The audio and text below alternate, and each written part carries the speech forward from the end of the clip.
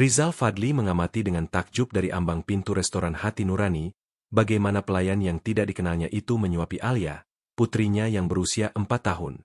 Selama berminggu-minggu, Alia telah menolak makanan dari setiap pengasuh yang disewa, namun kini membuka mulutnya dengan gembira untuk menerima sendok yang ditawarkan gadis muda itu dengan senyuman. "Lihat, ayah, enak sekali," seru Alia dengan antusias, sementara pelayan itu membersihkan dagunya dengan lembut. "Pak Rizal, maafkan saya, tapi saya mengundurkan diri. Putri Anda terlalu sulit untuk siapapun." Dewi, pengasuh sebelumnya, mengemas barang-barangnya. Rizal bahkan tidak meliriknya saat menjawab, "Uang pesangon akan siap besok." Matanya tetap tertuju pada pemandangan di depannya. Pelayan itu mengobrol dengan riang bersama Alia seolah mereka teman lama, sementara gadis kecil itu makan setiap suapan tanpa protes. "Siapa dia?" tanya Rizal kepada Rama, manajer hotel yang baru saja mendekat. "Pelayan baru, Lestari. Saya merekrutnya sebulan lalu. Ada masalah?" "Sebaliknya," jawab Rizal tanpa mengalihkan pandangan, "dia baru saja menyelesaikan satu masalah." Rama mengamati pemandangan itu dengan ketidaksetujuan yang jelas. Seharusnya dia melayani meja 7-12, bukan bermain-main jadi pengasuh. "Saya akan berbicara dengannya segera." "Tidak," Rizal menghentikannya. "Saya yang akan mengurusnya." Sementara Rizal mendekati meja, kenangan 2 tahun terakhir memukulnya dengan keras. Sejak kematian Sari, tidak ada yang sama. Senyuman Alia menjadi langka dan dia melarikan diri ke ekspansi internasional hotel-hotelnya untuk melarikan diri dari rasa sakit. Kepulangannya ke Yogyakarta sebulan lalu dimaksudkan sebagai awal yang baru, tetapi sampai sekarang hanya membuktikan ketidakmampuannya untuk terhubung dengan putrinya sendiri. "Bagaimana kamu membuat dia mau makan?" tanya langsung kepada pelayan itu. Lestari tersentak saat mengenali pemilik hotel Puncak Indah di depannya. "Pak Rizal, saya minta maaf jika saya melampaui batas. Saya bertanya bagaimana kamu melakukannya. Kami sudah berminggu-minggu berusaha agar dia makan dengan baik." Lestari tersenyum sambil mengelus rambut Alia. "Saya ceritakan tentang putri pejuang yang membutuhkan energi untuk petualangan mereka." "Benar, Alia?" "Iya, seperti Putri Moana," jawab gadis kecil itu dengan antusias. Rizal mengamati putrinya, mengenali kegembiraan yang sudah lama tidak dilihatnya. Lestari berdiri, jelas tidak nyaman di bawah tatapan tajam atasannya. "Saya harus kembali bekerja, Pak." "Tentu," jawab Rizal. Tapi sebelum dia bisa menambahkan sesuatu, Rama muncul kembali. "Nona Lestari, saya perlu berbicara dengan Anda." Nadanya tegas. "Sekarang." Lestari mengangguk dan mengikuti Rama ke arah dapur, sementara Rizal tetap bersama Alia, yang mengejutkan mulai protes. "Aku mau Lestari yang menyuapi aku, bukan ayah." Sore itu, Rizal berada di kamar utama Hotel Puncak Indah meninjau kontrak ketika menerima telepon dari resepsionis. "Pak Rizal, ada seorang gadis di lobi yang ngotot ingin pamit dengan putri Anda. Dia bilang namanya Lestari." Rizal mengerutkan kening. "Pamit? Suruh dia naik, tolong." Beberapa menit kemudian, Lestari masuk dengan gugup ke kamar utama. Alia, yang sedang bermain di sudut, langsung berlari ke arahnya. "Lestari, ayo main." "Halo, putri kecil," jawab Lestari dengan senyuman sedih, membungkuk untuk memeluknya. "Aku hanya datang untuk pamit." Rizal mendekat dengan bingung. "Pamit? Apa maksudmu?" "Pak Rama memecat saya sore ini," jelas Lestari tanpa bisa menyembunyikan kekhawatirannya. "Dia bilang saya meninggalkan tugas saya. Dan dia memecatmu karena membantu putriku," potong Rizal. Suaranya bercampur ketidakpercayaan dan kemarahan. "Itu aturannya, Pak Rizal. Saya tidak seharusnya meninggalkan pos saya." Rizal mengamati bagaimana Alia memeluk kaki Lestari, menolak melepaskannya. 2 bulan wawancara dengan pengasuh profesional tidak mencapai apa yang gadis muda ini capai dalam hitungan menit. "Kamu punya pengalaman dengan anak-anak?" tanyanya tiba-tiba. "Saya merawat 3 adik saya sejak umur 12 tahun, jawab Lestari dengan sederhana. "Ibu saya bekerja berjam-jam." Rizal mengangguk, membuat keputusan impulsif yang bertentangan dengan kehati-hatian biasanya dalam bisnis. "Saya tawarkan gaji 2 kali lipat untuk menjadi pengasuh sementara Alia." Lestari menatapnya terkejut. Pak Rizal, saya tidak punya sertifikasi. Atau kamu punya sesuatu yang lebih baik? Potongnya sambil menunjuk Alia, yang tersenyum sambil memeluknya. Putriku percaya padamu. Itu lebih berharga dari sertifikat apapun. Lestari tampak ragu, menggigit bibir bawahnya sambil menghitung mental. Ibu saya sakit. Akunya akhirnya. Dia butuh perawatan yang mahal dan saya sedang menabung untuk asuransi kesehatan. Asuransi hotel akan menanggungmu sebagai karyawan langsung, tambah Rizal. Dan kita bisa diskusikan uang muka untuk perawatan mendesak. Mata Lestari berkaca-kaca sebentar sebelum kembali tenang. Saya terima, Pak Rizal. Tapi perlu jelas bahwa ini sementara. Rizal mengulurkan tangannya untuk menutup kesepakatan. Selamat datang di keluarga, sementara. Yang tidak bisa dibayangkan keduanya saat berjabat tangan, adalah bagaimana keputusan impulsif itu akan mengubah selamanya jalannya hidup mereka. 2 minggu kemudian, kamar utama Hotel Puncak Indah telah berubah. Rizal merenungkan dari koridor bagaimana Lestari dan Alia membuat kue kering di dapur kecil terintegrasi. Sekarang kita pipihkan adonannya begini, jelas Lestari, membimbing tangan kecil Alia. Seperti plastisin, tapi ini bisa dimakan. Ayah boleh coba? Tanya Alia, menyadari kehadiran ayahnya. Rizal, terkejut tertangkap basah, masuk dengan sedikit malu. Hanya jika saya boleh bantu sedikit. Pakai ini dulu. Lestari menyodorkan celemek bergambar jerapah yang identik dengan yang dipakai Alia. Aturan dapur berlaku untuk semua, bahkan untuk jutawan. Rizal mengambil celemek itu dengan senyuman canggung. Di dapur ini saya hanya murid. Ya. Iya. Aku tahu lebih banyak dari ayah. Seru Alia dengan bangga sambil menunjukkan cara menguleni.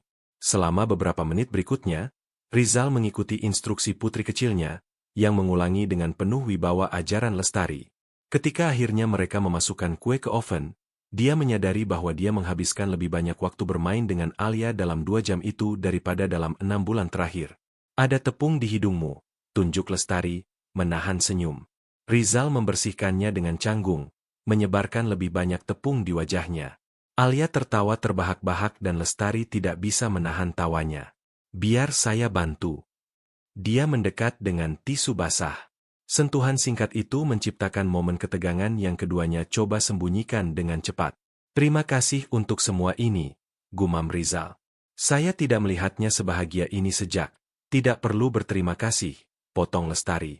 Ini pekerjaan saya. Kita berdua tahu ini lebih dari sekadar pekerjaan, desak Rizal. Sebelum mereka bisa melanjutkan percakapan, telepon Rizal berdering. Itu Rama, mengingatkan tentang rapat dengan investor Jepang. Saya harus pergi, umumkannya dengan frustrasi yang jelas. Maaf, Alia, ayah harus kerja. Senyuman gadis kecil itu langsung pudar. Rizal membungkuk untuk memeluknya. Kita simpan kue untuk makan malam, ya? Usul Lestari, campur tangan. Kita bisa makan malam bersama, seperti keluarga. Kata, keluarga, menggantung di udara. Rizal mengangguk sebelum pergi, merasakan campuran aneh rasa syukur dan bersalah. Malam itu, ketika Rizal kembali ke kamar utama, dia menemukan meja sudah ditata untuk 3 orang. Aroma masakan rumahan memenuhi ruangan, sesuatu yang tidak biasa di kamar hotel itu. Tepat waktu, seru Lestari saat melihatnya masuk. Alia sudah menunggu untuk menunjukkan sesuatu. Gadis kecil itu berlari ke ayahnya dengan gambar di tangan. Lihat, ini kita, ayah, aku, dan Kak Lestari buat kue. Rizal mengamati gambar anak-anak itu di mana 3 sosok tersenyum di bawah atap segitiga. Sebuah keluarga. Selama makan malam, Rizal menemukan bahwa Lestari tumbuh di kampung nelayan kecil di Jawa Timur, bahwa dia suka memasak resep neneknya, dan bahwa dia menunda kuliah tata boganya untuk membantu keluarganya. Kenapa Yogyakarta? Tanya Rizal sambil menyajikan lebih banyak salad. Ini kota impian ibu saya, jelas Lestari. Dia selalu bilang di sini ada peluang. Saya datang 3 tahun lalu ketika dia sakit. Yang saya hasilkan di sini cukup untuk perawatannya. Kamu harus melanjutkan kuliahmu, usul Rizal. Suatu hari nanti, jawabnya dengan senyuman pasrah. Yang pertama adalah tanggung jawab saya. Setelah menidurkan Alia, Rizal menemukan Lestari membereskan dapur. Kamu harus istirahat. Kamu sudah cukup bekerja hari ini. Hampir selesai, jawabnya. Lagi pula, ini menenangkan saya. Rizal mengambil lap untuk mengeringkan piring, berdiri di sampingnya. Kamu tidak perlu melakukan ini, kata Lestari, terkejut. Ini juga menenangkan saya. Bohongnya dengan senyuman komplit. Mereka bekerja dalam diam beberapa menit sampai Rizal berbicara lagi. Boleh saya tanya sesuatu yang pribadi? Lestari mengangguk dengan hati-hati. Kenapa kamu begitu baik dengan Alia? Ini bukan hanya profesionalisme. Ada sesuatu yang lain. Lestari berhenti mencuci dan mengeringkan tangannya sebelum menjawab. Ketika saya seusia Alia, ayah saya meninggalkan kami. Ibu saya bekerja begitu keras sampai kami hampir tidak melihatnya. Saya bersumpah tidak ada anak di bawah asuhan saya akan merasa kesepian atau ditinggalkan. Tatapan mereka bertemu, penuh dengan saling pengertian. Dia memujamu, akui Rizal. Pagi ini dia bilang kamu seperti ibu yang tidak dia ingat. Lestari menunduk, jelas tersentuh. Saya tidak seharusnya terlalu sayang. Ini sementara, seperti yang disepakati. Hal-hal bisa berubah, usul Rizal, mengejutkan dirinya sendiri. Minggu-minggu berikutnya membawa rutinitas baru. Rizal mulai menjadwalkan rapat lebih siang untuk sarapan dengan Alia. Lestari mengatur jalan-jalan akhir pekan di mana Rizal semakin sering bergabung. Tanpa disadari, mereka membangun kehidupan bersama. Hari ulang tahun Alia tiba dengan perayaan kecil yang Lestari atur dengan cermat. Ketika saatnya meniup lilin, gadis kecil itu memejamkan matanya erat-erat. Apa yang kamu minta, Putri? Tanya Rizal setelahnya. Tidak boleh bilang, nanti nggak terkabul, jawab Alia dengan serius. Kemudian, sementara gadis kecil itu bermain dengan hadiahnya, Rizal menemukan Lestari menatap foto-foto pesta di ponselnya. Terima kasih sudah memberikan ulang tahun yang normal untuknya, katanya dengan tulus. Semua anak pantas mendapat hari spesial, jawab Lestari. Ini tidak hanya baik untuknya, akui Rizal setelah ragu sejenak. Sejak kamu datang, kamar hotel ini terasa seperti rumah, lengkapnya. Rizal mengangguk, tidak mampu mengungkapkan bagaimana gadis muda ini telah menerangi ruang yang bertahun-tahun dalam bayangan. Sebelum dia bisa berkata lebih banyak, Alia mendekat dengan mengantuk. Kak Lestari, ceritakan dongeng untuk tidur. Tentu, putri kecil, jawab Lestari, mengangkatnya. Aku sayang mama, gumam Alia sambil menyandarkan kepalanya di bahu Lestari. Keheningan mendalam mengikuti kata-kata itu. Lestari menatap Rizal, mengharapkan ketidaknyamanan atau celaan, tapi hanya menemukan tatapan tenang dan senyuman tipis. Ayo tidur, sayang, kata Lestari akhirnya, membawa Alia tanpa berani mengomentari apa yang terjadi. Malam itu, Rizal tetap lama merenungkan kota dari teras kamar utamanya. Untuk pertama kalinya dalam 2 tahun, kenangan Sari tidak hanya membawa kesedihan, tetapi juga rasa syukur atas waktu yang dibagikan. Dan meskipun dia tidak akan pernah mengakuinya dengan lantang, dia bertanya-tanya apakah hati bisa, setelah semua, terbuka untuk kesempatan kedua. Matahari pagi menerangi villa keluarga di puncak milik keluarga Rizal di pinggiran Yogyakarta. Rizal mengamati dari teras bagaimana Lestari dan Alia menanam bunga di taman. Tawa mereka mencapainya seperti melodi yang terlupakan. Kamu terlihat berbeda, komentar Rama, yang datang untuk membahas detail terakhir ekspansi hotel. Hampir bahagia. Rizal tersenyum tipis tanpa mengalihkan pandangan dari taman. Mungkin memang begitu. Dan ada hubungannya dengan pelayan yang jadi pengasuh itu. Nada Rama mengandung sedikit penghinaan yang hampir tidak disembunyikan. Namanya Lestari, koreksi Rizal dengan tegas. Dan ya, dia dan Alia mengingatkan saya bahwa ada kehidupan di luar pekerjaan. Rama meletakkan cangkir kopinya di meja dengan keras. Aku kenal kamu sejak universitas, Rizal. Setelah Sari, kamu bersumpah tidak akan terlibat lagi dengan siapapun. Apa yang membuatmu berpikir bahwa seorang pelayan tanpa pendidikan formal memahami duniamu? Jangan bicara tentang yang tidak kamu ketahui. Suara Rizal mengeras. Lestari punya kecerdasan dan kehangatan lebih dari banyak orang berpendidikan yang kukenal. Aku hanya khawatir sebagai teman. Rama mengangkat tangannya dalam gerakan damai. Aku tidak ingin melihatmu membuat kesalahan karena kesepian. Sebelum Rizal bisa menjawab, Alia berlari ke teras. Ayah, ayo lihat benih yang kami tanam. Rizal langsung berdiri, lega dengan gangguan itu. Maaf, Rama, tugas memanggil, katanya sambil mengambil tangan putrinya. Kita selesaikan percakapan ini lain kali. Saat dia menjauh, dia tidak melihat tatapan penuh perhitungan yang Rama arahkan ke Lestari, yang menunggu di taman tanpa sadar akan percakapan itu. Sore itu, setelah makan siang keluarga, Alia tertidur menonton film. Rizal menemukan Lestari di dapur membuat jus lemon. Kamu selalu masak ketika gugup, tanya, bersandar di kusen pintu. Lestari terlonjak kaget. Sejelas itukah saya? Setelah 2 bulan, kurasa aku mulai mengenalmu, jawab Rizal, mendekat. Apa yang mengkhawatirkanmu? Lestari ragu sejenak sebelum menjawab. Ibu menelepon pagi ini. Dokter ingin melakukan pemeriksaan baru. Mereka pikir pengobatan tidak bekerja seperti yang diharapkan. Rizal mendekat lebih dekat, meletakkan tangan di bahunya sebagai dukungan. Jika kamu perlu waktu untuk menjenguknya, atau jika mereka butuh spesialis lain, bukan hanya itu, potong Lestari, matanya berkaca-kaca menahan air mata. Kadang aku merasa hidup kehidupan pinjaman. Di sini dengan kalian, aku punya semua yang selalu kumimpikan. Keamanan, kebahagiaan, keluarga. Tapi ini tidak nyata. Ini bukan hidupku. Bagaimana jika bisa? Kata-kata itu lolos dari mulut Rizal sebelum dia bisa menahannya. Tatapan mereka bertemu, penuh dengan pertanyaan yang tidak diungkapkan. Rizal melangkah lebih dekat, menghilangkan jarak di antara mereka. Lestari, aku. Ponsel Lestari berdering dengan gigih, memecah momen itu. Melihat layar, wajahnya memucat. Ini rumah sakit Al-Rahman, gumamnya sebelum menjawab. Rizal mengamati bagaimana ekspresi Lestari berubah menjadi murni kecemasan saat mendengarkan. Ketika dia mengakhiri panggilan, dia gemetar. Ibu mengalami kekambuhan. Dia butuh operasi mendesak dan tidak ditanggung asuransi dasar. Tanpa ragu, Rizal mengambil tangannya. Katakan berapa yang kamu butuhkan. Kita akan selesaikan bersama.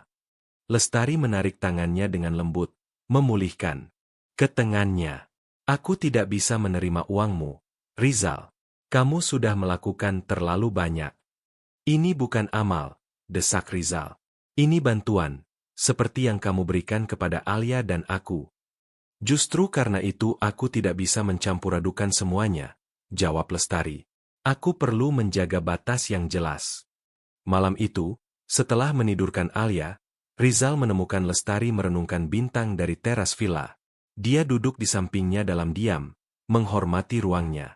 Ceritakan tentang kampungmu, pintanya akhirnya. Lestari tersenyum dengan nostalgia. Kecil, di tepi laut. Rumah-rumahnya punya warna cerah. Dan semua saling kenal. Ibu saya menjual ikan di pasar sampai dia sakit.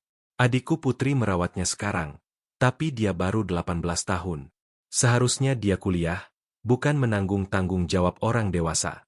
Seperti kamu di usianya, observasi Rizal. Bedanya adalah aku memilih untuk tinggal, Lestari mendesah. Setelah ayah pergi, seseorang harus kuat. Ibu bekerja begitu keras sampai hampir tidak bisa berdiri. Adik-adikku masih kecil, tidak ada pilihan lain. Rizal mengamatinya, mengagumi kekuatannya di bawah penampilan rapuh itu. Kamu tidak pernah mengizinkan dirimu lemah, bersandar pada orang lain. Lestari tertawa lembut. Si jutawan bertanya tentang kelemahan? Kamu juga tidak mengizinkan dirimu lengah, Rizal. Sejak aku mengenalmu, kamu selalu mengendalikan segalanya, sibuk agar tidak merasakan apa-apa. Benar, akui Rizal. Kupikir kita berdua takut pada hal yang sama. Dan apa itu? Tanya Lestari, berbalik menatapnya langsung. Membutuhkan seseorang begitu banyak sampai kehilangannya menghancurkan segalanya lagi. Jawabnya dengan kejujuran brutal. Keheningan yang mengikuti penuh dengan pengakuan yang tak terucap. Perlahan, seolah tertarik oleh kekuatan tak terlihat, mereka saling mendekat. Ketika bibir mereka hampir bertemu, ponsel Lestari bergetar di atas meja. Ini Putri, gumam Lestari, memecah momen itu sambil memeriksa pesan. Aku harus kembali ke Yogyakarta besok pagi. Ibu perlu aku menandatangani dokumen untuk rumah sakit. Rizal mengangguk, tak mampu menyembunyikan kekecewaannya. Kita akan kembali bersama-sama. Kembali di hotel, Rizal menyadari perubahan pada Lestari. Dia tampak lebih jauh, seolah telah mengangkat pertahanannya lagi. Ketika dia mencoba berbicara tentang apa yang terjadi di villa, dia dengan cekatan mengalihkan percakapan. Suatu sore, saat meninjau dokumen di kantornya, Rizal menerima kunjungan tak terduga dari Rama. Kita harus bicara tentang Nona Lestari, umumkannya tanpa basa-basi. Jika kamu datang untuk mengkritiknya lagi, aku datang untuk memperingatkanmu, potong Rama, meletakkan map di meja. Aku melakukan penyelidikan.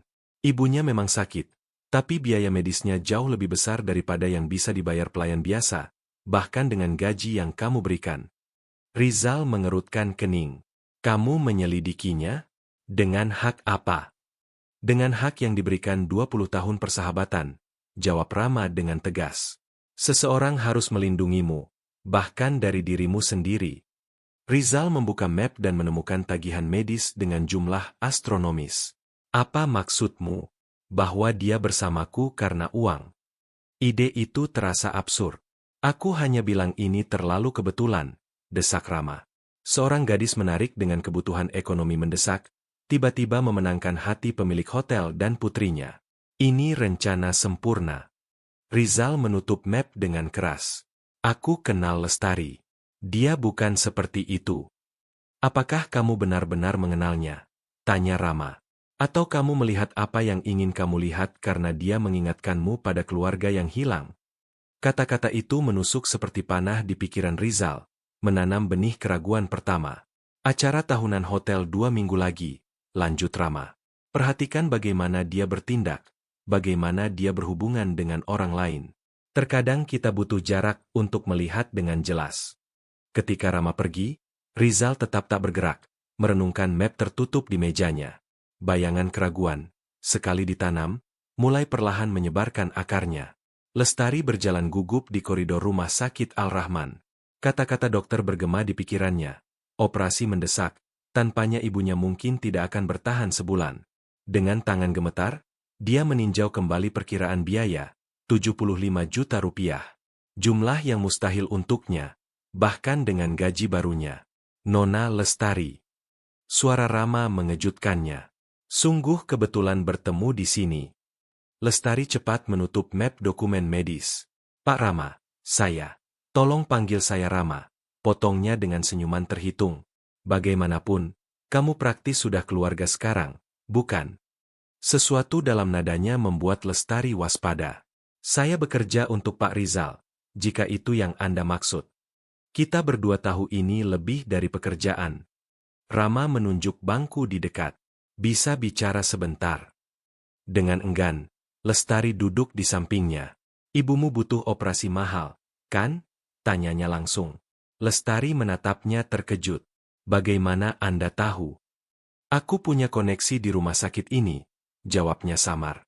Dan aku ingin membantumu. Membantu saya? Kenapa Anda melakukan itu? Rama tersenyum sambil mengeluarkan buku ceknya.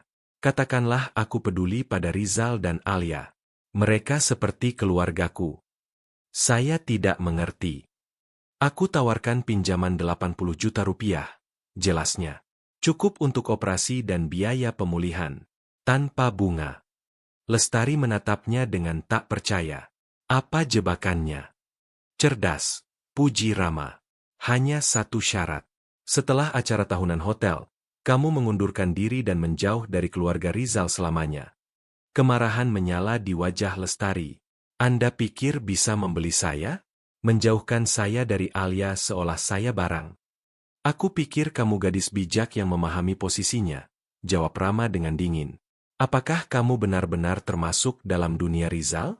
Kamu pikir pria seperti dia, berpendidikan di Eropa, pemilik jaringan hotel internasional, benar-benar mempertimbangkan masa depan dengan pelayan kampungan? Setiap kata adalah tikaman bagi Lestari, lebih buruk lagi karena itu adalah ketakutan yang sama yang menyiksanya. Yang ada di antara kalian adalah rasa syukur dan kesepian. Lengkap Rama. Rizal kehilangan istrinya, Kamu merawat putrinya dengan baik. Wajar dia bingung perasaannya. Tapi ketika kebaruannya hilang, apa yang tersisa? Lestari berdiri, berusaha menjaga ketenangan. Saya tidak butuh uang Anda. Dan ibumu tidak butuh operasi itu. Serang balik Rama. Realistislah, Lestari. Kamu tidak akan dapat jumlah itu tepat waktu. Lestari membeku, terjebak antara harga diri dan keputusasaan. Pikirkan, lanjut Rama, menyodorkan kartu nama. Tawaranku masih berlaku sampai besok. Setelah itu, terlambat. Malam itu di kamar hotel, Lestari menatap Alia tidur sementara air mata mengalir diam-diam di pipinya. Ponsel di tangannya menampilkan pesan dari putri. Ibu memburuk. Dokter bilang tidak bisa menunggu lagi. Ketukan lembut di pintu mengganggu pikirannya. Itu Rizal. Bisa kita bicara? Tanyanya pelan agar tidak membangunkan Alia. Lestari mengangguk, menyeka air matanya diam-diam sebelum mengikutinya ke ruang tamu. Aku perhatikan kamu menjauh akhir-akhir ini, mulai Rizal. Sejak kita kembali dari villa, ada yang berubah. Lestari menghindari tatapannya, tak mampu berbohong langsung.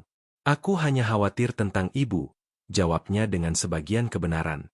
Kamu tahu aku bisa membantu dengan biaya medis, desak Rizal, mendekat. Aku tidak mengerti kenapa kamu menolak. Karena aku tidak mau berhutang pada siapapun, jawab Lestari lebih keras dari yang dimaksud. Aku tidak mau nanti orang pikir aku mendekatimu karena kepentingan. Rizal mundur, terkejut. Dengan nadanya, pikir? Siapa yang berpikir begitu? Lestari menggigit bibirnya, menyadari kesalahannya. Tidak ada. Maaf. Aku lelah. Rizal mengamatinya dengan intens, seolah mencoba menguraikan sesuatu yang tersembunyi dalam kata-katanya. Ada yang tidak kamu katakan padaku. Tidak, bohong Lestari, membenci dirinya karenanya. Hanya kelelahan dan kekhawatiran. Acara tahunan Sabtu ini, komentar Rizal, tampaknya mengubah topik. Aku ingin kamu menemaniku. Sebagai pengasuh Alia, tanya Lestari bingung. Sebagai tamuku, koreksi Rizal, mengambil tangannya. Aku ingin semua orang mengenal wanita yang membawa cahaya kembali ke hidup kami. Hati Lestari menciut. Persis seperti yang Rama prediksi, Rizal memperkenalkannya secara resmi tepat sebelum dia harus menghilang. Aku tidak termasuk dunia itu, Rizal. Kamu termasuk duniaku, desak Rizal. Dan sudah waktunya semua orang tahu. Setelah percakapan itu, Lestari tidak bisa tidur. Pukul 4 pagi, dia membuat keputusan yang menyayat hati. Dengan tangan gemetar, dia menelepon Rama. Aku terima tawaranmu, katanya tanpa salam. Tapi dengan satu syarat. Aku akan bersama Alia sampai setelah acara. Aku ingin berpamitan dengan benar. Kamu melakukan yang benar, jawab Rama.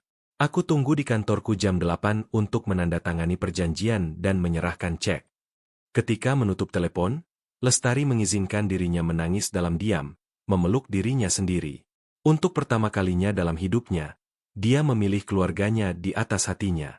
Pagi hari acara, Lestari menandatangani dokumen yang berjanji menjauh dari keluarga Rizal sebagai ganti uang untuk operasi ibunya. Setiap tanda tangan seperti pisau di jiwanya.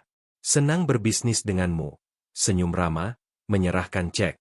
Aku tahu kamu gadis bijak. Lestari menyimpan cek tanpa menatapnya. Ini tidak ada hubungannya dengan kebijaksanaan, jawabnya dengan dingin. Ini tindakan putus asa. Dan Anda tahu itu. Sebut saja apapun, jawab Rama. Tapi dalam beberapa bulan, ketika ibumu pulih, kamu akan mengerti bahwa aku memberi bantuan pada semua orang. Keluar dari kantor, Lestari tak terduga bertemu Rizal di koridor. Wajahnya mencerminkan kebingungan dan sesuatu yang lebih gelap. Kecurigaan. Apa yang kamu lakukan di kantor Rama? Tanyanya langsung. Aku perlu menanyakan sesuatu tentang protokol acara. Lestari berimprovisasi. Rizal mempelajarinya sejenak. Matanya mencerminkan keraguan. Aneh. Rama menunjukkan kemarin tagihan medis ibumu. Jumlah yang sangat besar. Jantung Lestari berpacu. Dia menyelidiki saya. Tanyanya marah. Dia bilang dia peduli pada kami. Jawab Rizal dengan nada netral. Ada yang harus aku tahu. Lestari tergoda untuk mengakui semuanya. Tapi ingatan perjanjian yang baru ditandatangani menghentikannya. Hanya bahwa malam ini akan spesial, jawabnya, memaksakan senyum. Dan Alia dan aku menunggumu untuk makan siang. Malam itu, aula utama Hotel Puncak Indah bersinar. Elit bisnis Yogyakarta berkumpul untuk acara tahunan, tradisi di bawah kepemimpinan Rizal. Lestari, mengenakan gaun hitam sederhana namun elegan yang dipinjam kepala resepsionis, mengamati semuanya dari sudut. Ini akan menjadi acara pertama dan terakhirnya. Besok, dia akan menghilang dari kehidupan keluarga Rizal selamanya. Kamu cantik. Suara Rizal mengejutkannya. Terima kasih, jawabnya gugup. Kamu juga tampan sekali. Rizal mengambil lengannya dengan lembut. Ayo, aku ingin memperkenalkanmu pada beberapa orang. Selama jam berikutnya, Lestari diperkenalkan sebagai teman spesial kepada mitra bisnis, pengusaha, dan teman Rizal. Ketidaknyamanan awal menghilang perlahan saat dia menemukan bahwa dia bisa melakukan percakapan menarik dengan orang-orang yang dalam keadaan lain tidak akan pernah dikenalnya. Semuanya berubah ketika Rama mendekat dengan segelas jus mangga. Rizal, keluarga Nakamura bertanya tentangmu. Informannya dengan keramahan palsu. Mereka mempertimbangkan ekspansi ke Tokyo. Aku kembali sebentar, janji Rizal kepada Lestari sebelum menjauh. Rama tersenyum puas. Menikmati jam terakhirmu sebagai Cinderella. Jangan bicara dengan saya, jawab Lestari sambil menggertakkan gigi. Pastikan saja kamu pergi sebelum tengah malam, lanjut Rama, mengabaikan komentarnya.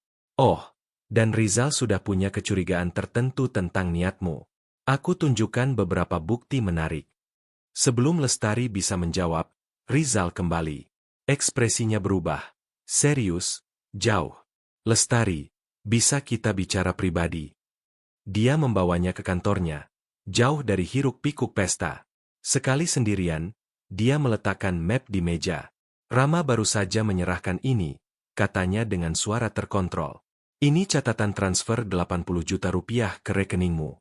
Dilakukan hari ini. Lestari merasa lantai terbuka di bawah kakinya. Rizal, aku bisa jelaskan. Jelaskan apa? Potongnya, suaranya meninggi.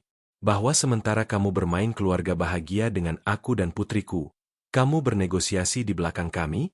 Bahwa selama ini tentang uang. Tidak, seru Lestari putus asa. Tidak pernah tentang uang. Lalu apa ini? Rizal menunjuk dokumen. Hadiah amal dari manajerku untuk pengasuhku. Ini pinjaman untuk operasi ibu, akui Lestari, air mata mengancam meluap. Dia bisa meninggal tanpa operasi itu. Aku tawarkan bantuan berkali-kali, ingat Rizal, terluka. Kenapa mencari Rama secara diam-diam? Saatnya kebenaran tiba. Lestari mengambil napas. Karena dia beri syarat yang tidak akan pernah kamu beri. Syarat apa? Suara Rizal hampir berbisik. Bahwa aku menghilang dari hidup kalian setelah acara ini, jawab Lestari, air mata mengalir bebas di pipinya. Bahwa aku tidak akan pernah melihat Alia atau kamu lagi. Keheningan kuburan mengikuti pengakuannya. Rizal menatapnya seolah dia orang asing. Dan kamu terima? Tanyanya akhirnya.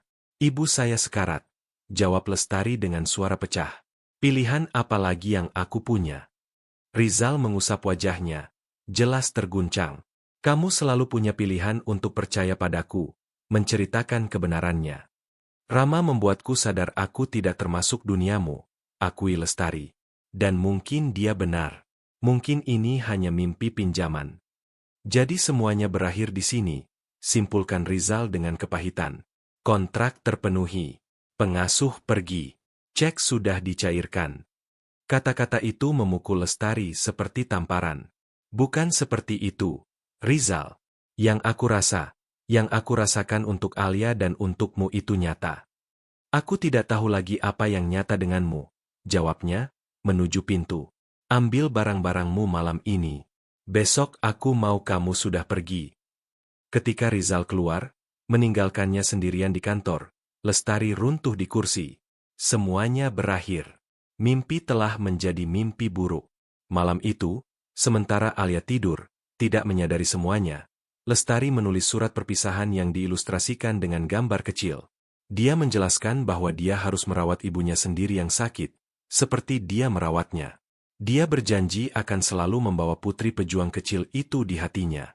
Dengan fajar, Lestari meninggalkan Hotel Puncak Indah, membawa hanya apa yang dibawanya berbulan-bulan lalu. Koper usang penuh pakaian sederhana dan hati yang kini hancur berkeping-keping.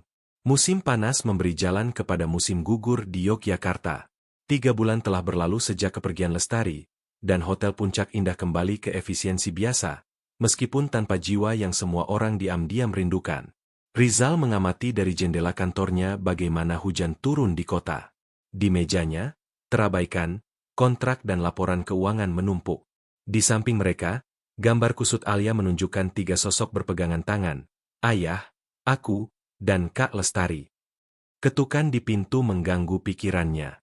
Itu Maya, pengasuh baru, dengan ekspresi khawatir. Pak Rizal, maaf, tapi saya perlu bicara tentang Alia. Ada apa dengannya? Tanyanya khawatir. Secara fisik dia baik-baik saja, tapi Maya ragu. Sudah 3 hari dia tidak mau bicara dengan siapapun. Dia hanya menatap jendela sambil memeluk boneka kuda ajaib yang diberikan Nona sebelumnya. Rizal mendesah berat. Ini pengasuh keempat dalam 3 bulan. Tidak ada yang berhasil terhubung dengan Alia seperti Lestari. Di mana dia sekarang? Di kamar utama. Pak, dia tidak mau turun sarapan lagi. Rizal mengambil jasnya dan keluar ke lift. Dalam perjalanan, dia berpapasan dengan Rama, yang sejak acara gala telah dipromosikan menjadi Direktur Operasi Internasional. Bagaimana dengan kontrak Tokyo yang baru? Tanya Rama profesional. Dibatalkan, jawab Rizal kering. Bagaimana? Kita bekerja berbulan-bulan untuk negosiasi itu. Aku bekerja berbulan-bulan, koreksi Rizal. Dan aku tidak lagi tertarik memperluas bisnis begitu banyak. Aku butuh waktu untuk putriku. Rama mengamatinya dengan keprihatinan pura-pura. Kamu masih terpengaruh soal pelayan itu? Kukira kamu sudah melupakannya. Rizal menatapnya tajam tanpa menjawab dan melanjutkan jalannya. Kata-kata berlebihan di antara mereka sejak lama. Di kamar utama, dia menemukan Alia persis seperti yang Maya jelaskan. Duduk di samping jendela, memeluk kuda ajaib ungu yang Lestari berikan di ulang tahunnya. Putri kecil, panggilnya lembut. Kamu tidak lapar? Alia menggeleng tanpa menatapnya. Mau ceritakan apa yang terjadi? Alia tidak menjawab. Rizal bersikeras, duduk di sampingnya. Aku mau lihat Kak Lestari, jawab akhirnya gadis kecil itu dengan suara lemah. Dia janji selalu bersamaku. Hati Rizal menciut. Dia begitu fokus pada rasa sakit dan pengkhianatannya sendiri, sampai dia meminimalkan dampak pada Alia. Kadang orang harus pergi meskipun mereka tidak mau. Coba jelasnya. Kak Lestari harus merawat ibunya. Ingat suratnya. Tapi aku juga butuh dia. Seru Alia dengan intensitas tiba-tiba. Dia seperti ibu. Kenapa semua ibu pergi? Rizal memeluk putrinya sementara dia menangis. Tak mampu memberinya jawaban yang dia sendiri tidak punya. Sore itu, Rizal membatalkan semua rapatnya dan membawa Alia ke taman. Saat mengamatinya bermain tanpa antusiasme seperti dulu, dia membuat keputusan yang telah ditunda. Sudah waktunya mengunjungi makam Sari. Pemakaman Islam Al-M Arif tenang di bawah gerimis lembut. Rizal dan Alia berjalan dalam diam sampai tiba di nisan marmer putih. Halo, sayang, gumam Rizal, meletakkan bunga melati. Maaf tidak datang lebih awal. Alia meninggalkan batu kecil yang dilukis di atas makam. Seperti yang Lestari ajarkan dilakukan di kampungnya untuk mengenang orang terkasih. Ibu di surga, kan? Tanya Alia. Ya, putri kecil, dan dia menjaga kita dari sana, selalu. Jawab Rizal dengan benjolan di tenggorokan. Kalau begitu, kenapa dia tidak bisa mengirim Kak Lestari kembali kepada kita? Logika kanak-kanak itu memukul Rizal dengan kekuatan tak terduga. Dia tidak punya jawaban untuk itu. Yang dia tahu hanyalah bahwa sejak kepergian Lestari, hidupnya dan Alia kembali ke hari-hari gelap setelah kematian Sari. Keesokan harinya, Rizal menjadwalkan kunjungan ke Rumah Sakit Al-Rahman untuk donasi tahunan hotel. Biasanya dia mengirim Rama untuk acara ini, tapi kali ini dia memutuskan hadir pribadi, butuh mengalihkan pikiran. Saat berkeliling fasilitas bersama Direktur Rumah Sakit, sesuatu tak terduga terjadi. Melewati sebuah kamar, dia mendengar suara familiar yang membuatnya berhenti mendadak. Dan saya sangat berterima kasih, dokter. Saya akan selalu katakan pada putri saya bahwa Anda dan Pak Rizal menyelamatkan hidup saya. Rizal mengintip diam-diam. Seorang wanita tua sekitar 55 tahun dengan ciri fisik mengejutkan mirip Lestari mengobrol riang dengan dokter. Anda kenal pasien ini? Tanya direktur, menyadari ketertarikannya. Saya tidak yakin, jawab Rizal bingung. Siapa dia? Ibu Ratna. Kasus ajaib. Dia datang dengan kanker lanjut yang memerlukan operasi khusus. Putrinya berhasil dapat uang tepat waktu. Nama keluarga itu mengonfirmasi kecurigaan Rizal. Boleh saya bicara dengannya sebentar? Tentu saja, jawab direktur. Dia salah satu penerima manfaat program perawatan lanjutan yang hotel Anda bantu danai. Rizal masuk sendirian ke kamar. Wanita itu menatapnya dengan rasa ingin tahu. Selamat siang. Sapa Rizal. Saya Rizal Fadli. Mata Ibu Ratna bersinar. Pak Rizal. Sungguh kehormatan. Lestari saya sudah banyak cerita tentang Anda dan Alia kecil. Terima kasih untuk pinjaman yang menyelamatkan hidup saya. Rizal membeku, memproses kata-katanya. Pinjaman? Saya tidak mengerti. Uang untuk operasi saya, jelas Ibu Ratna dengan wajar. Lestari bilang Anda memberinya uang muka gaji 1 tahun penuh untuk bayar operasi. Kami berterima kasih selamanya. Wahyu itu jatuh pada Rizal seperti petir. Lestari berbohong kepada ibunya sendiri untuk melindungi harga dirinya. Anda tahu di mana saya bisa menemukan putri Anda? Tanyanya mendesak. Dia kembali ke kampung kami sebentar, tapi sekarang di Jakarta, jawab Ibu Ratna. Dia dapat pekerjaan di restoran keluarga kecil. Saya kirim alamatnya lewat pesan. Saya punya nomor Anda, kan? Rizal mengangguk meskipun itu tidak benar. Dia butuh alamat itu dengan putus asa. Keluar dari rumah sakit, dia segera menelepon sopirnya untuk membawanya kembali ke hotel. Pikirannya bekerja gila-gilaan, menghubungkan potongan puzzle yang sekarang dilihatnya dengan jelas. Di kantornya, dia menemukan Rama meninjau dokumen di mejanya tanpa izin. Apa yang kamu lakukan? Tanyanya dingin dari pintu. Rama tersentak kaget. Hanya memajukan pekerjaan untuk rapat besok. Jawabnya dengan ketidakbersalahan pura-pura. Tidak tahu kamu pulang cepat. Aku baru bicara dengan Ibu Lestari, umumkan Rizal, mengamati reaksi Rama dengan cermat. Wajah manajer itu memucat sesaat sebelum memulihkan ketenangan. Terus kenapa sekarang? Pelayan itu sudah pergi berbulan-bulan. Pelayan itu bilang ibunya bahwa aku yang meminjamkan uang untuk operasinya. Lanjut Rizal, mendekat perlahan. Aneh, mengingat menurutmu dia menerima menjauh dari kami sebagai ganti cek murah hatimu. Rama berdiri, ekspresinya berubah menjadi tantangan. Aku lakukan yang harus kulakukan untuk lindungi kepentinganmu.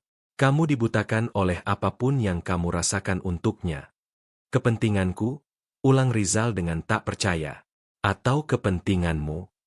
Sama saja, jawab Rama dengan keyakinan. Sejak universitas kita bekerja membangun kerajaan ini, aku tidak akan biarkan oportunis tanpa pendidikan menghancurkan semuanya. Rizal tertawa pahit. Kerajaan? Itu yang kamu lihat? Aku lihat hotel kosong di mana putriku tidak bahagia dan aku tenggelam dalam pekerjaan agar tidak berpikir. Melodrama, remehkan Rama. Kamu selalu terlalu sentimental untuk bisnis. Makanya kamu butuh orang sepertiku. Seseorang yang ambil keputusan sulit. Seperti memanipulasi wanita putus asa, lengkap Rizal. Seperti membohongiku, teman yang kau sebut sahabat. Rama menyilangkan lengan menantang. Akui saja, Rizal. Di lubuk hati, kamu tahu dia tidak termasuk duniamu. Aku hanya menghemat dramamu menemukan itu seiring waktu. Rizal mendekat sampai berhadapan dengannya. Satu-satunya yang tidak lagi termasuk duniaku adalah kamu, nyatanya dengan tegas. Aku mau pengunduran dirimu di mejaku besok pagi pertama. Kamu tidak serius, Rama memucat. 20 tahun persahabatan dan bisnis bersama. Berakhir saat kamu putuskan bisa atur hidupku dan perasaanku. Putus Rizal. Besok surat pengunduran dirimu. Atau kamu lebih suka kita umumkan alasan sebenarnya pemecatanmu? Rama mengambil barang-barangnya dalam diam dan menuju pintu. Sebelum keluar, dia berbalik terakhir kali. Kamu akan menyesal, Rizal. Wanita itu tidak akan bawa kebaikan ke hidupmu. Ketika sendirian, Rizal duduk berat di kursinya. Dia meninjau kembali map yang Rama berikan malam gala. Sekarang dia jelas melihat inkonsistensi, manipulasi di setiap dokumen yang disajikan. Dia mengambil ponselnya dan menghubungi nomor. Putri, saya Rizal Fadli, mantan atasan kakakmu. Saya perlu bicara dengannya mendesak. Gadis muda di ujung lain diam sejenak. Kakak saya menderita karena Anda dan anak itu, jawab akhirnya Putri. Kenapa saya harus membantu Anda? Karena aku melakukan kesalahan mengerikan, akui Rizal dengan jujur. Dan aku perlu memperbaikinya jika masih mungkin. Keheningan lain, lebih lama kali ini. Dia di Jakarta, jawab akhirnya Putri. Dia kerja di restoran keluarga bernama Restoran Hati Nurani di Menteng. Dia memulai proyek sosial dengan anak-anak di sana. Terima kasih. Rasa syukur Rizal tulus. Benar-benar terima kasih. Saya tidak melakukan ini untuk Anda, klarifikasi Putri. Saya lakukan untuk dia. Tidak pernah saya lihat dia sebahagia saat dia cerita tentang kalian di suratnya. Dan tidak pernah sesedih saat dia harus pergi. Ketika panggilan berakhir, Rizal menatap jendela kantornya. Matahari mulai terbenam di Yogyakarta, memandikan kota dengan cahaya keemasan. Dia membuat keputusan. Maya, panggilnya asistennya lewat interkom. Pesan 2 tiket ke Jakarta untuk besok pagi. Untuk Alia dan saya. Berapa hari saya pesan hotelnya, Pak? Rizal tersenyum tipis. Secercah harapan pertama dalam berbulan-bulan. Saya tidak yakin. Bisa jadi 1 hari, atau bisa jadi selamanya. Penerbangan ke Jakarta singkat, tapi untuk Rizal, setiap menit terasa abadi. Alia, duduk di samping jendela, mengamati awan dengan kegembiraan baru sejak tahu tujuan perjalanan. Kak Lestari akan senang melihat kita. Ayah? Tanyanya untuk 5 kalinya. Kuharap begitu, putri kecil, jawab Rizal, menyembunyikan ketidakpastiannya sendiri. Ketika taksi menurunkan mereka di depan restoran Hati Nurani, Rizal berhenti sejenak untuk mengamati tempat itu. Itu restoran kecil tapi nyaman dengan meja kayu di trotoar dan tanaman gantung menghiasi pintu masuk. Tidak ada yang mirip hotel mewahnya. Ayo, ayah. Alia menarik tangannya tak sabar.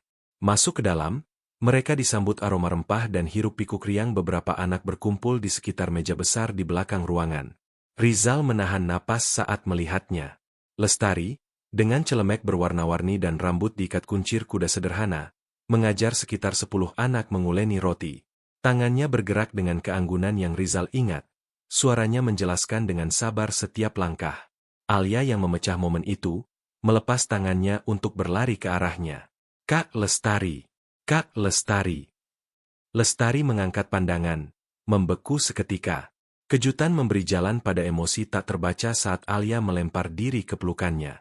Putri kecil, serunya, membungkuk untuk menerimanya dalam pelukan. Apa yang kamu lakukan di sini? Kami mencarimu, jawab Alia dengan sederhana. Ayah bilang kami harus menemukanmu.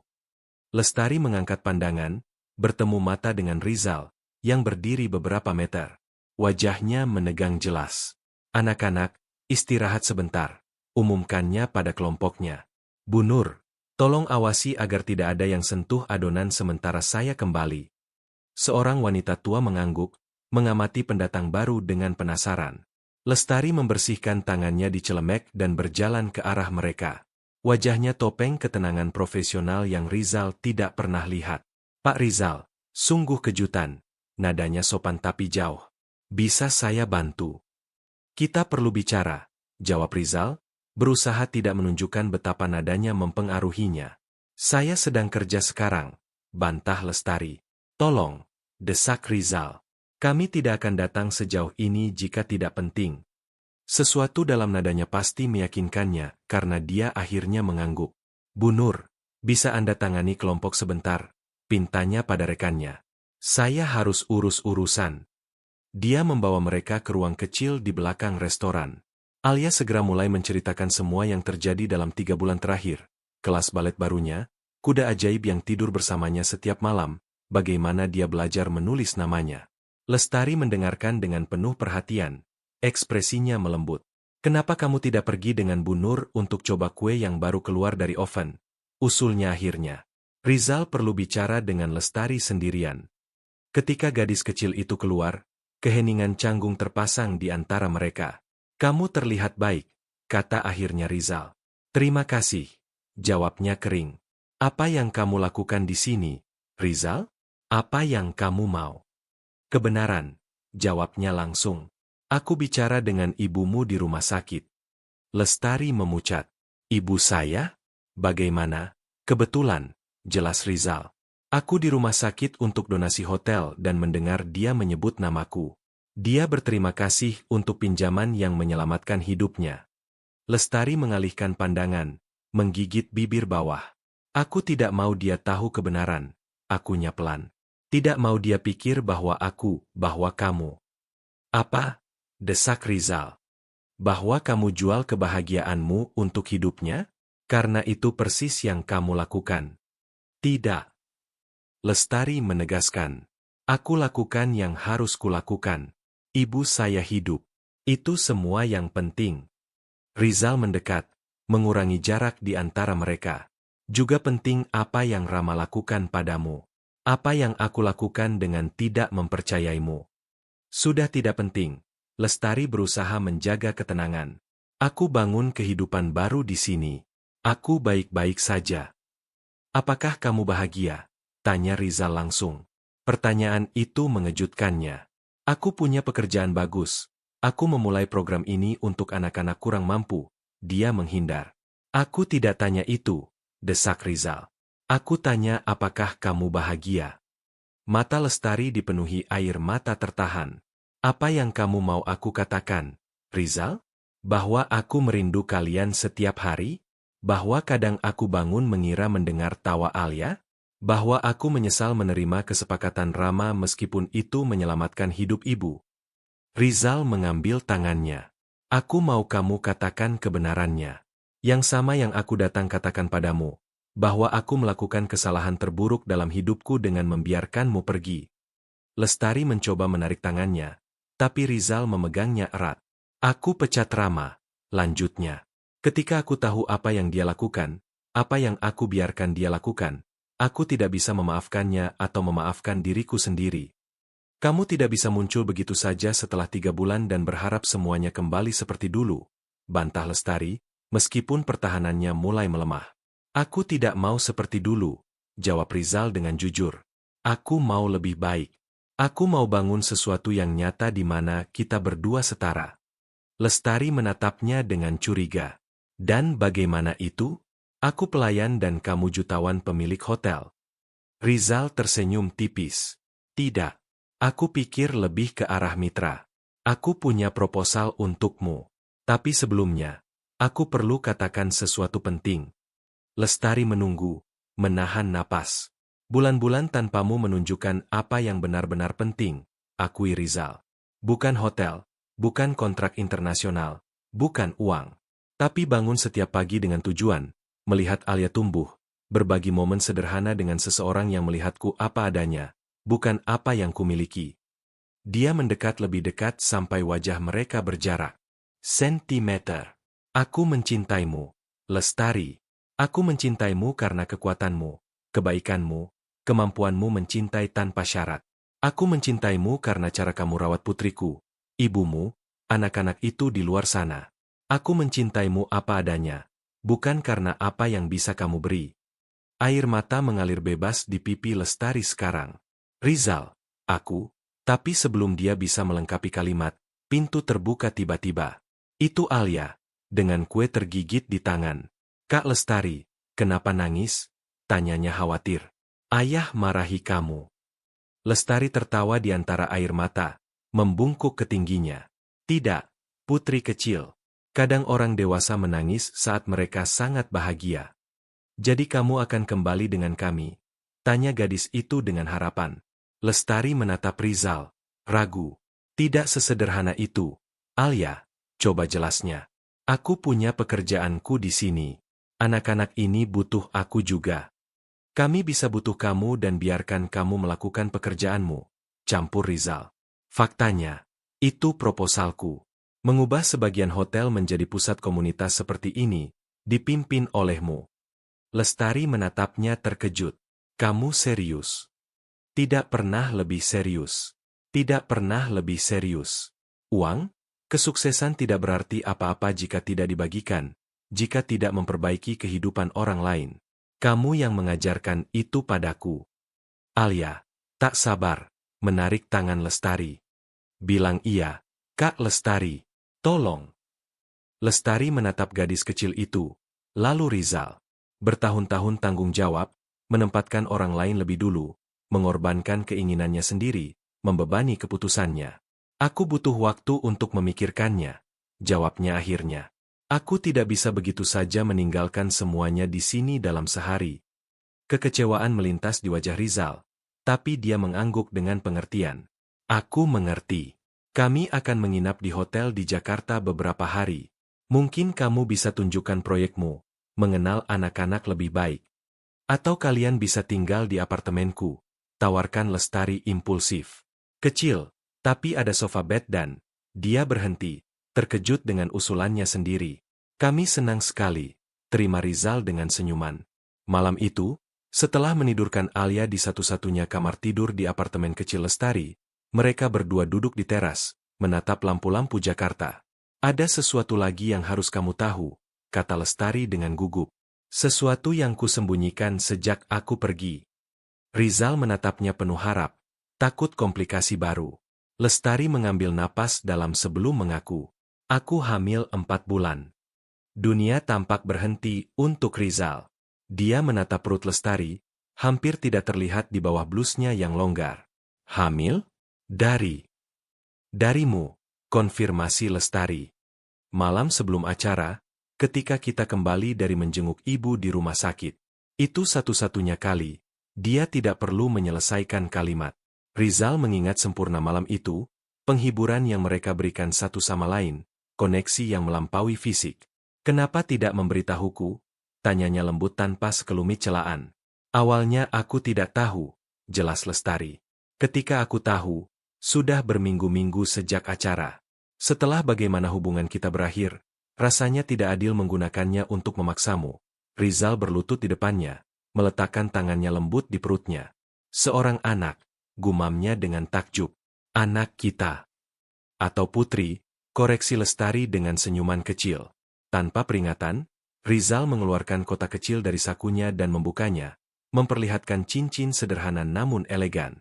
Aku tidak berencana melakukan ini secepat ini, tapi sekarang tampaknya momen sempurna, katanya dengan suara tersentuh. Lestari, maukah kamu? Lestari meletakkan jari lembut di bibirnya, menghentikannya. Tidak, jawabnya dengan tegas. Rizal menatapnya bingung dan terluka. Aku tidak mau kamu melamar karena aku hamil, jelasnya. Jika suatu hari kita memutuskan langkah itu, aku mau karena kita berdua menginginkannya, bukan karena kewajiban atau impuls. Rizal menyimpan cincin, tapi tidak tampak kecewa. Kamu selalu menempatkan kebaikan orang lain di atas milikmu, observasinya. Itu salah satu alasan aku mencintaimu. Aku belajar menghargai diriku lebih baik bulan-bulan ini, akui Lestari. Memberi waktu untuk memutuskan apa yang benar-benar kuinginkan. Dan apa yang kamu inginkan? Tanya Rizal dengan minat tulus. Dia merenungkan jawabannya sebelum berbicara. Aku mau membesarkan anak kita di rumah penuh cinta, bukan kemewahan. Aku mau terus membantu anak-anak yang tidak punya kesempatan seperti Alia. Aku mau bangun setiap pagi merasa berguna dan dihormati. Dia ragu sebelum mengakui, dan aku mau keluarga denganmu dan Alia, tapi dengan caraku. Bukan sebagai istri sempurna sang jutawan. Rizal mengambil tangannya. Kalau begitu kita lakukan dengan caramu, usulnya dengan tulus. Tanpa cincin, tanpa tekanan. Mari kita bangun bersama apa yang kamu mau bangun, dimanapun kamu mau melakukannya. Di sini? Di Jakarta? Tanya Lestari, mengujinya. Jika disitulah kamu bahagia, ya. Jawabnya tanpa ragu. Aku bisa kelola hotel dari jarak jauh, buka cabang di sini. Apapun. Lestari tersenyum, tersentuh oleh kesediaannya. Sebenarnya, aku rindu Yogyakarta, akunya. Dan anak-anak ini sudah punya Bu Nur yang luar biasa dengan mereka. Mungkin idemu tentang pusat komunitas di hotel tidak terlalu gila. Rizal membungkuk untuk menciumnya lembut. Besok kita bisa kunjungi lokasi potensial jika kamu mau. Usulnya. Mewujudkan proyek itu. Besok aku mau kamu lebih mengenal anak-anak ini, koreksi Lestari. Melihat kenapa mereka begitu berarti bagiku. Keputusan bisa menunggu beberapa hari. Seumur hidup jika perlu, pastikan Rizal, memeluknya. Di bawah langit berbintang Jakarta, kali ini tidak ada terburu-buru. Matahari sore memandikan taman hotel Puncak Indah yang direnovasi dengan cahaya keemasan. Area yang dulunya ruang konferensi eksklusif kini ramai aktivitas dengan tawa anak-anak dan tangisan bayi sesekali. Hati-hati dengan pinata itu, peringatkan Lestari sambil menyesuaikan topi ulang tahun di kepala Raffi, yang merayakan ulang tahun pertamanya. Bocah kecil itu, dengan rambut ikal gelap dan mata ekspresif sama seperti ibunya, berusaha meraih dekorasi berwarna-warni yang menggantung di atas meja. Dia identik denganmu, komentar Putri, yang datang dari kampung untuk perayaan. Temperamen keras kepala yang sama. Lestari tersenyum sambil membersihkan sedikit kue dari pipi anaknya. Dalam hal itu dia lebih mirip ayahnya. Rizal tidak pernah menerima jawaban tidak. Seolah dipanggil, Rizal muncul di taman menggendong Alia di bahunya. Gadis itu, kini 5 tahun, tertawa gembira sambil memegang balon berbentuk bintang. Kak Lestari, panggil Alia. Ayah bilang hampir waktunya kue. Bilang ayahmu bahwa kesabaran itu kebajikan, jawab Lestari dengan senyuman komplit. Rizal menurunkan Alia dan mendekat untuk mencium Lestari sekilas. Para tamu senang dengan tur pusat keluarga, komentarnya dengan bangga. Bu Sri bilang dia mau implementasikan program serupa di distrik lain. Pusat keluarga Puncak Indah telah diresmikan 6 bulan lalu, menempati seluruh sayap hotel. Di bawah arahan Lestari, tempat ini menawarkan program pendidikan, dukungan nutrisi, dan lokakarya seni untuk keluarga pekerja di kawasan itu. Yang dimulai sebagai proyek pribadi telah menjadi model tanggung jawab sosial yang diakui di seluruh kota. Oh ya, tambah Rizal, menurunkan suaranya. Aku baru lihat Rama di pintu masuk. Lestari menegang sesaat. Kamu undang dia? Tidak persis, jawab Rizal. Aku sebutkan perayaan saat kami bertemu di kamar dagang minggu lalu. Tidak kukira dia akan datang. Setelah pengunduran diri paksa, Rama menghabiskan berbulan-bulan dengan dendam. Sampai masalah keluarga memaksanya meninjau prioritasnya. Pertemuan kembali dengan Rizal berbulan kemudian canggung tapi sopan. Aku harus menyapa dia, putuskan Lestari, mengejutkan Rizal. Kamu yakin? Sudah lebih dari 2 tahun, jawab Lestari dengan tenang. Semua orang pantas kesempatan kedua. Kamu yang mengajarkan itu padaku. Sementara Lestari menjauh, Ibu Ratna mendekati Rizal dengan Raffi di lengan. Seseorang mau ayahnya, umumkannya, menyerahkan bocah kecil yang mengulurkan tangan ke arahnya. Rizal mengambil anaknya. Takjub seperti setiap hari oleh kesempurnaan wajahnya, campuran tepat antara dia dan Lestari. Putrimu melakukan pekerjaan luar biasa dengan pusat itu, komentar Ibu Ratna. Aku selalu tahu dia ditakdirkan untuk sesuatu yang besar. Dia yang melakukan semuanya, jawab Rizal dengan tulus. Aku hanya menyediakan ruang. Hati dan visinya sepenuhnya miliknya. Ibu Ratna mengamati dengan puas taman penuh tamu, campuran tak terduga dari eksekutif hotel, anak-anak program komunitas, dan keluarga. Tahu, ketika dia bilang akan pindah ke Yogyakarta bertahun lalu, aku takut kota akan menelannya, akunya. Sebaliknya, dia menemukan rumah dan menemukan kamu. Di pintu masuk taman, Lestari menyapa Rama, yang canggung memegang hadiah dibungkus kertas mengkilap. Tidak kusangka melihatmu hari ini, akuinya tanpa permusuhan. Aku tidak yakin untuk datang. Jawabnya, jelas tidak nyaman. Tidak tahu apakah aku diterima. Ini perayaan anak, jawab Lestari. Dendam tidak punya tempat di hari seperti ini. Rama mengangguk, menghargai gerak itu. Hotel terlihat berbeda, komentarnya sambil melihat sekeliling. Lebih hidup. Rizal mengerti bahwa bisnis bisa hidup berdampingan dengan tujuan sosial, jelas Lestari. Ini tahun terbaik kami secara ekonomi. Tahu? Ternyata tanggung jawab sosial juga bagus untuk angka. Kamu selalu lebih cerdas dari yang kukira, akui Rama dengan senyuman tipis. Lestari mengambil hadiah dari tangannya. Ayo, bergabunglah dengan perayaan. Masa lalu adalah masa lalu. Ketika mereka kembali ke area pusat taman, Rizal mengamati mereka dengan penasaran. Lestari mengedipkan mata untuk menenangkannya, meletakkan hadiah Rama di samping yang lain. Waktunya kue, umumkan Putri, muncul dengan kue dihiasi motif laut, penghormatan pada kampung nelayan tempat Lestari lahir. Sementara semua berkumpul di sekitar meja tengah, Alia mengambil posisi penting di samping adiknya. Aku yang ajari dia tepuk tangan, nyatanya dengan bangga persaudaraan. Lihat, tepuk tangan untuk Raffi. Bocah kecil itu merespons dengan tepuk tangan antusias meski tidak terkoordinasi, memicu tawa umum. Rizal melingkarkan lengannya di pinggang Lestari saat mereka mengamati anak-anak mereka. Bahagia? Tanyanya pelan. Lebih dari itu, jawabnya, bersandar di bahunya. Damai. Mereka tidak pernah menikah, meskipun desakan halus beberapa keluarga. Sebaliknya, mereka membangun sesuatu yang keduanya hargai lebih. Kemitraan sejati berdasarkan rasa hormat timbal balik dan tujuan bersama. Hotel Puncak Indah bukan lagi sekadar bisnis sukses, tetapi pusat transformasi komunitas. Rizal mengurangi perjalanan internasionalnya untuk hadir dalam kehidupan sehari-hari anak-anaknya.